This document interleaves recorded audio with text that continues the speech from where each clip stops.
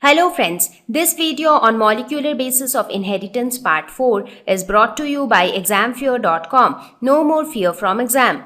A comparison between DNA and RNA as far as their structure is concerned. Now how is the structure exactly? So if you see the strand, we always told that RNA is a single stranded structure because the ribbon like structure which you see, that is just one, whereas DNA has two ribbon like structures, so it is a double stranded structure. But what is this ribbon like structure made up of? So this ribbon actually is made up of the sugar and the phosphate. So the sugar and the phosphate forms this ribbon kind of structure, and that is why it is said that the sugar and the phosphate forms the base. It forms the backbone. It forms the backbone of the DNA or RNA. So this strand which you see is actually formed by sugar plus phosphate, and it is termed as the backbone. Okay, now what about the nitrogenous bases? Where are they present? So here you can see these colored structures which are present. So these are nothing but the nitrogenous bases. So here also if you see, this is the backbone. The black colored strand forms the backbone, and these are the nitrogenous base. So you can compare it to a staircase. Now what happens in a stair? Stair would look something like this, right? A normal stair. So this is how your stair looks like. So what is the backbone of the stair? You actually need these two vertical rods or whatever you call them. So these two are needed. If you don't have these two, you will not have the steps. Right? So these two form the backbone, and that is formed by the sugar and the phosphate. But the stairs where we actually step in, and that is how we reach upstairs. So each of these stairs in this case is formed by the nitrogenous bases. Now you actually see a variety of colors in the stairs. Somewhere yellow, somewhere red, and everything is half yellow, half red, half green, half blue. So that is how it is. Now what does that mean? Well, what that means is each color represents a particular type of nitrogenous base, because there are different nitrogenous bases which are present in both DNA and RNA. Now in RNA, only these four nitrogenous bases can be present, that is cytosine, guanine, adenine, and uracil. Now you see their structures have also been displayed, and they are all displayed in different colors. So cytosine is blue, so everywhere you see a blue that represents a cytosine. So now if you see this, by looking at the structure of cytosine and uracil, you can say that they are pyrimidine, and guanine and adenine, they are purine. Similarly, in case of DNA, they can also have only four types of nitrogenous bases, and they are cytosine, guanine, adenine, and thymine. So what is the difference between RNA and DNA in this case? Uracil is exclusively present only in RNA, and uracil is not present in DNA. Instead of uracil, thymine is present in DNA, and this thymine is not present in RNA. So this is another point of difference between the structure of DNA and RNA.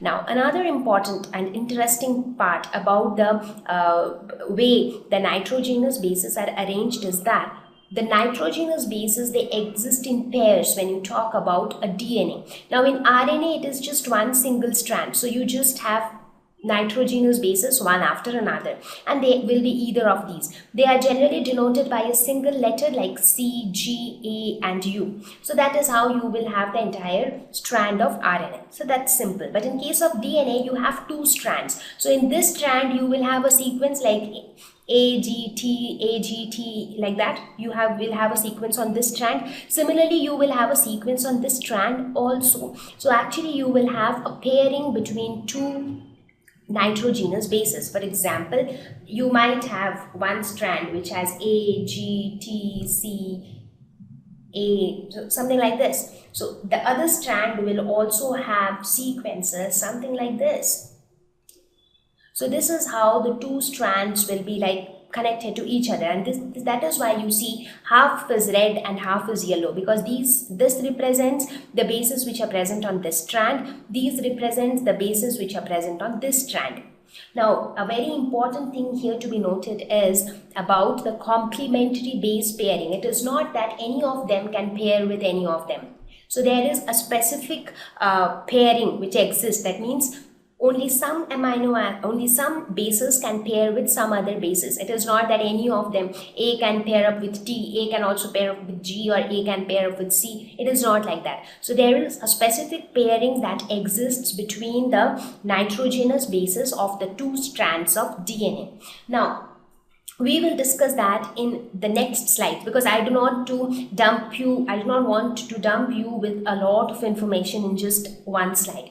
So in this slide, I think I'm able to tell you the difference between RNA and DNA as far as their structure is concerned. So I hope their chemical structure is now, you have got a good idea about their chemical structure, because all these things are very important, because if you do not understand these, you will not be able to understand the concepts of how DNA helps in inheritance. So now we will spend more time understanding about DNA. So we will be spending some time to understand various properties of DNA, more important structural details about DNA. So but till now we were just talking about DNA, RNA in general. Now more about DNA. So now if we look at the entire polynucleotide chain of the DNA, then this is how it looks like. So you have the phosphate, you have the pentose sugar, and on the other end you have the nitrogenous base. So the bases in case of DNA can be either A, T, G or C, where each of them stands for adenine, thymine, guanine and cytosine.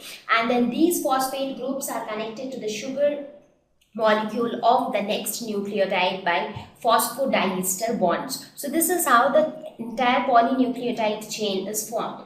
Now if you look at the entire chain, it is just not made up of 4 nucleotides as you see in this picture, but just to explain it, I have just made it short. But otherwise it is there are multiple nucleotides in a single chain. But this chain will have 2 free ends. So this is one end and this is the other end. Basically these are the ends by which they are getting connected to the next nucleotide molecule. But the first one and the last one will be free on one of the ends. So it is somewhat like the same example of the train. So suppose if you have a train where there are multiple compartments connected to one another. So what will happen here? If you see any of the compartments which are in the middle, on both the ends they will have one compartment. But if you look at the first one and the last one, they will have a free end on either side. For example, the first one there will be no compartment in front. Similarly, for the last one there will be no compartment in the last. So basically the 2 ends will be free. Similarly, in this polynucleotide chain also it has 2 free ends. One is the 5' end, that is this end. Why is it called 5' end? Again, the same concept, because there is a free phosphate moiety at the 5' end of ribose sugar. So if you look at this ribose sugar, this is the 5' carbon. So this one is the 5' carbon. So since this phosphate group is attached to the 5' end of the sugar, that is why it is called the 5' end. And the other one is called the 3' end, that is this end. That's because this hydroxyl group is attached to the 3' end. So this one is 3'. So that is why it is called the 3' end. So it is always seen that whether you talk about a strand of a DNA molecule or a strand of a RNA molecule, it will always have one free 5' end and the other end will be 3' end. So that is how it is. So that is how it will be. So this was the structure which I showed you in the previous slide, right? This is how it is connected. So let us now talk about the structure of the DNA in little more detail. Now this structure which I was discussing so far just spoke about the various components which together form DNA. So that was like the chemical structure of DNA. But how do we know that the DNA had a double helix structure? Because till now I have been telling you that it is a double stranded structure which are coiled in such a way that they form a helix kind of a shape. But how did we know that it is that shape? Because that is not a pretty simple shape, right? So how did we guess that it is going to be a double helix structure? So that credit goes to these 2 scientists called Watson and Crick, James Watson and Francis Crick. So these 2 scientists proposed the double helix structure of DNA. Now on what basis did they do that? they did some study based on the X-ray diffraction. So what do we mean by X-ray diffraction? Well, X-ray diffraction is a technique which helps to identify the atomic or molecular structure of a crystal by making use of X-ray. So how?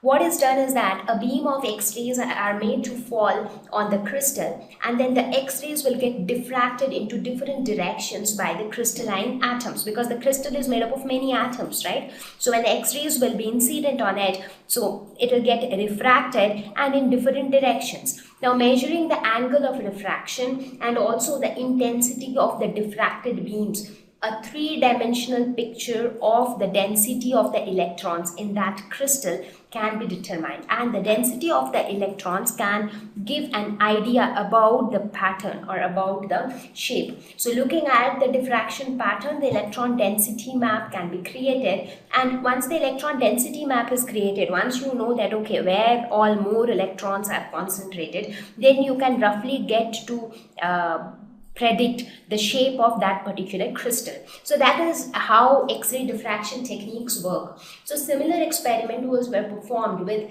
DNA, and the diffraction pattern which was observed was somewhat like this, something of this sort. Some lines were observed like this, so in this pattern. So this kind of a pattern actually gave them an idea that it is basically a double helix structure, somewhat like this, right? So this is how they experimented with X-ray crystallography technique, and looking at the diffraction pattern which was obtained, they predict that it is a double helix structure. So the double helix structure meant something like this.